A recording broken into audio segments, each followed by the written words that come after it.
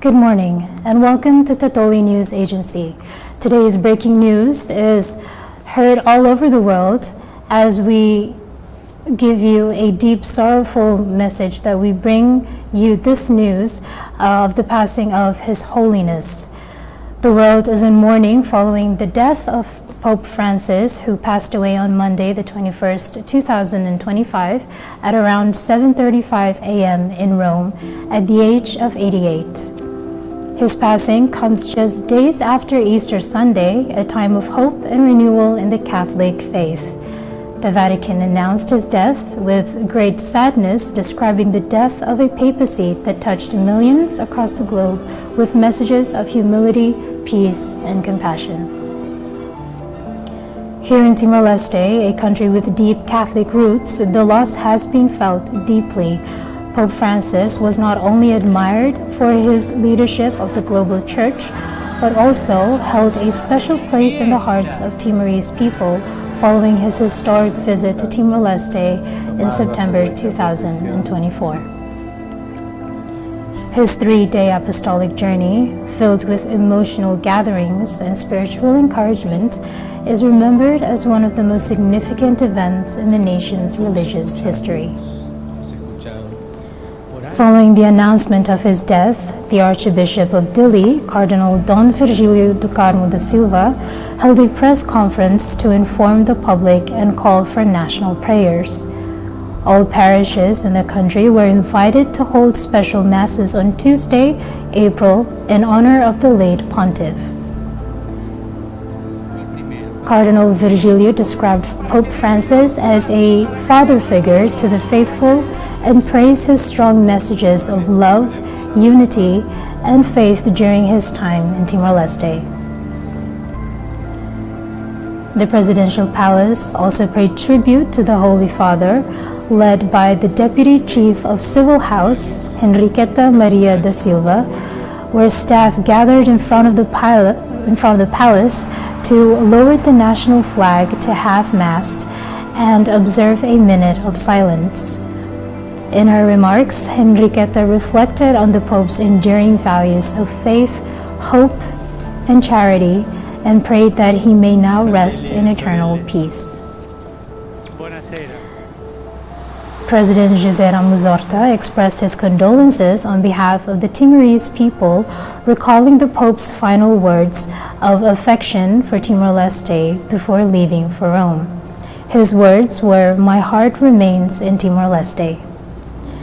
The president described him as a leader who embraced the poor, uplifted the forgotten, and promoted peace in a divided world.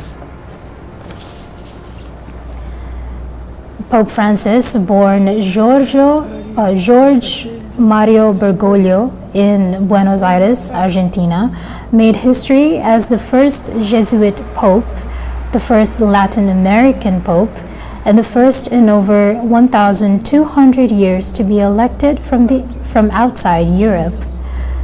He was widely known for his down-to-earth leadership, his call for solidarity with the marginalized, and his openness to dialogue with other faiths. Through his 12-year pontificate, he emphasized mercy, humility, and justice. In the final weeks of his life, the Pope had been receiving intensive care at Gemelli Hospital in Rome for respiratory and heart complications. Despite his failing health, he remained devoted to his spiritual mission until the end. As the Vatican flag flies at half-mast and thousands of faithful gather in St. Peter's Square to pray, Pope Francis is remembered not only as a global religious figure, but also as a voice of conscience in the modern world. His legacy will live on in the hearts of many, including the people of Timor-Leste, who welcomed him with love and now bid him farewell with prayer. We will continue to follow this story closely and bring you updates through the day. But for now, we will leave you a connecting live footage directly from the Vatican. I'm Digna, reporting for Tatoli. La nostra diocesi questa sera versa le lacrime di Maria di Magdala, l'amica di Gesù che era uscita quando era ancora buio per andare alla tomba di Gesù, cercando lì, in quell'ultimo contatto con il suo corpo morto, il conforto della perdita. Tanto amore, lacrime e buio. E sì, la fede pasquale è così. Mentre è ancora buio, raccoglie le lacrime, comprende amando. E ora anche a noi viene chiesto: perché piangi? Piangiamo il nostro Vescovo, il testimone del Vangelo, l'Apostolo della misericordia, il profeta di pace, l'amico dei poveri. Ci sentiamo sospesi come pecore senza pastore. Come Maria di Magdala siamo smarriti senza il suo corpo, la sua voce, i suoi gesti. Siamo stati il suo popolo, la sua diocesi. Ci ha chiesto di prendere sul serio il dovere di essere esemplari nel seguire il Signore e nella fedeltà al Vangelo. Ci ha dato l'esempio sconvolgendo linguaggio e stile. Ci ha chiesto di uscire, di non aspettare la gente, ma di andarla a cercare. Soprattutto coloro che non si attendono di essere considerati, desiderati, cercati, e di andare nelle periferie geografiche ed esistenziali. Ci ha fatto capire che la parola chiede la nostra carne e che la missione si fa impastando cuore e Vangelo. Ci ha chiesto di trasformare la Chiesa in ospedale da campo, di abbracciare il ministero come servizio che cura le ferite. Ho nel cuore, come penso tutti noi, la forza della sua insistenza nel ripetere sempre, sempre, sempre, per indicare che il perdono è un dono che sconfina. È stato un Papa che non ha cambiato strada quando si trattava di sporcarsi di fango e amava ripetere che l'unica volta che è permesso di guardare una persona dall'alto in basso è quando, per aiutarla a rialzarsi, la si sta sollevando da terra. Poveri e migranti sono stati per lui il sacramento di Gesù dalla globalizzazione dell'indifferenza. Il mondo avverte il silenzio della sua voce proprio mentre la sua parola era rimasta l'unica capace di non arrendersi al fallimento della ricerca della pace. Pace è la parola del risorto. Pace è la parola che vince la morte di ogni speranza. Siamo anche noi nel giardino della sepoltura di Gesù e vedendo la pietra rimossa chiediamo di alleggerire il peso che grava sul nostro cuore. C'è un misterioso disegno nei tempi di Dio. Abbiamo appena celebrato la Pasqua e siamo stati raggiunti dalla morte del nostro Vescovo Papa Francesco. A noi viene chiesto di non trattenerlo, come a Maria di Magdala, di non rimanere dentro la sua morte, ma di lasciarlo andare al suo ritorno al Padre. La promessa di essere resi partecipi della risurrezione di Cristo ci sostiene nella fede, ci permette di sperare, ci consola nel dolore. Questa tua Chiesa che è in Roma, Signore, è stata testimone della grazia del ministero del tuo fedele servitore Papa Francesco e ti affida ora la promessa che si lascerà ancora guidare dal suo esempio. Grati per averlo avuto come nostro pastore. Amen.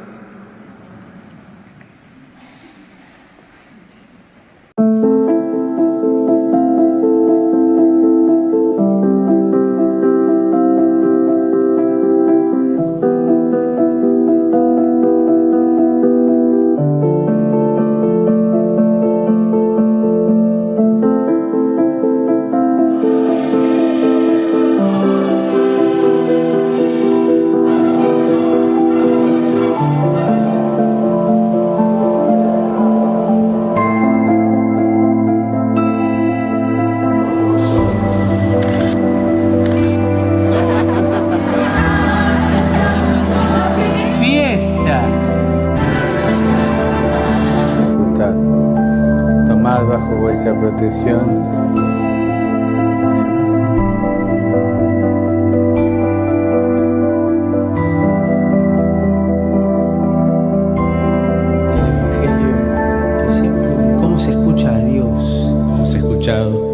Por alguien.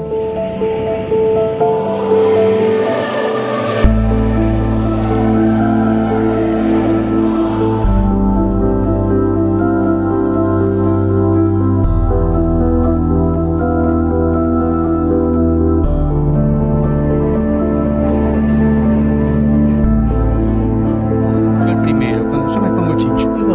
Para que den vida a los demás, para que sean recursos, para que no terminen. Escucharemos a Muhammad al-Rasul.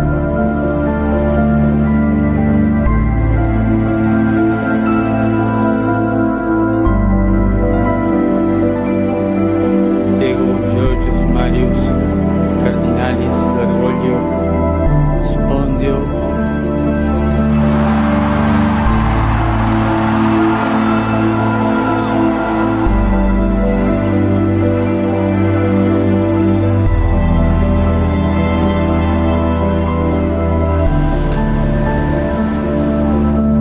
Fratelli e sorelle, buonasera.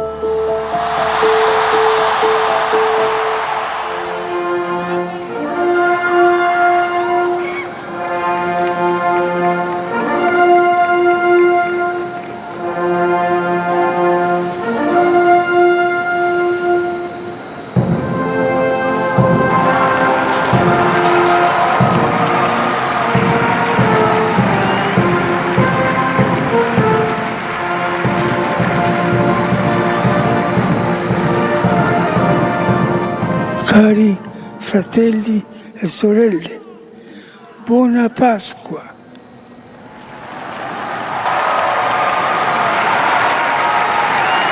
Benedica Dios, omnipotens Deus, Pater, et Filius, et Spiritus Sancti.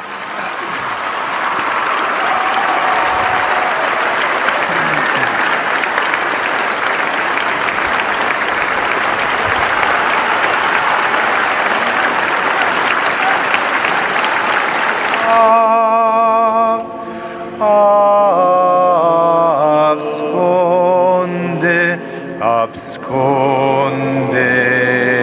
me. Anima Christi sanctifica me. Corpus Christi salva me.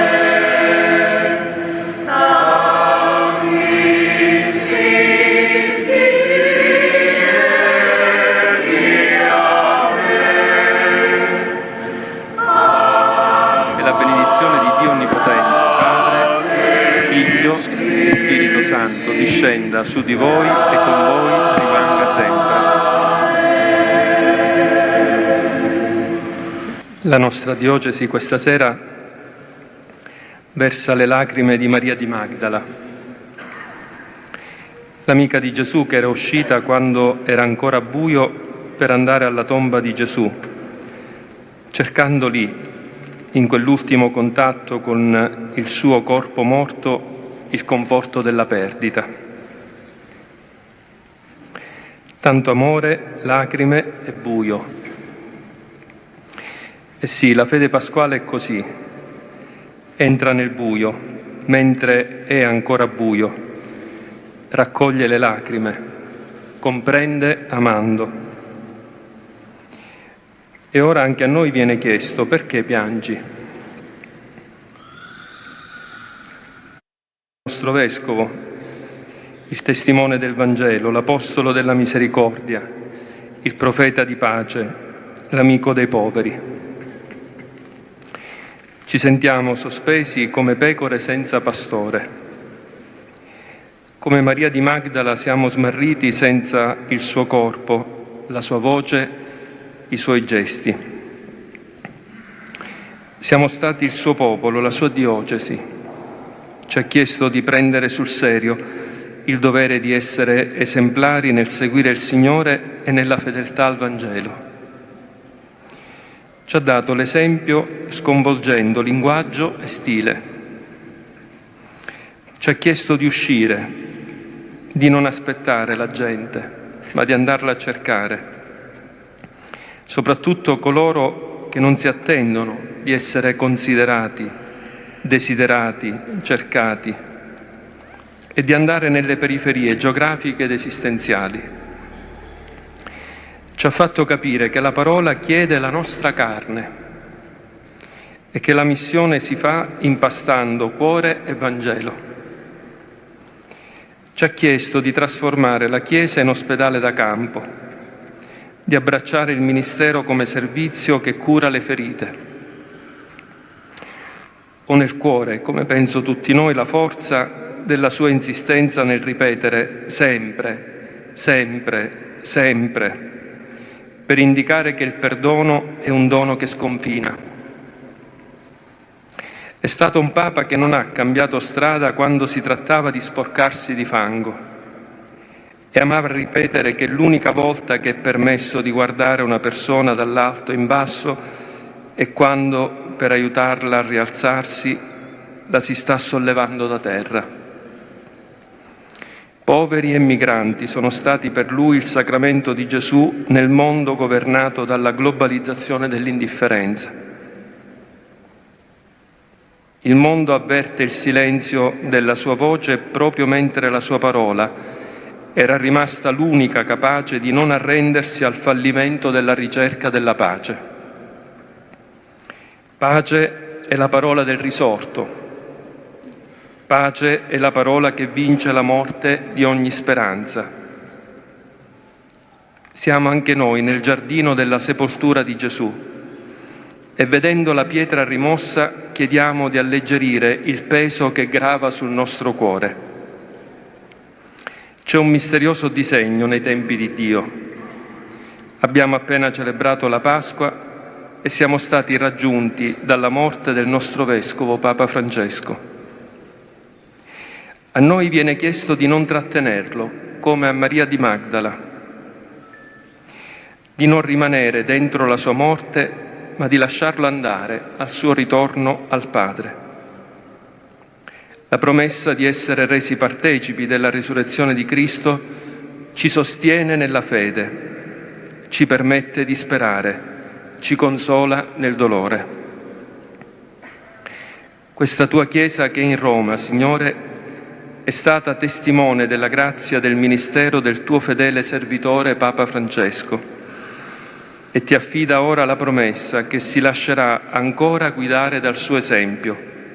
Grati per averlo avuto come nostro pastore. Amen.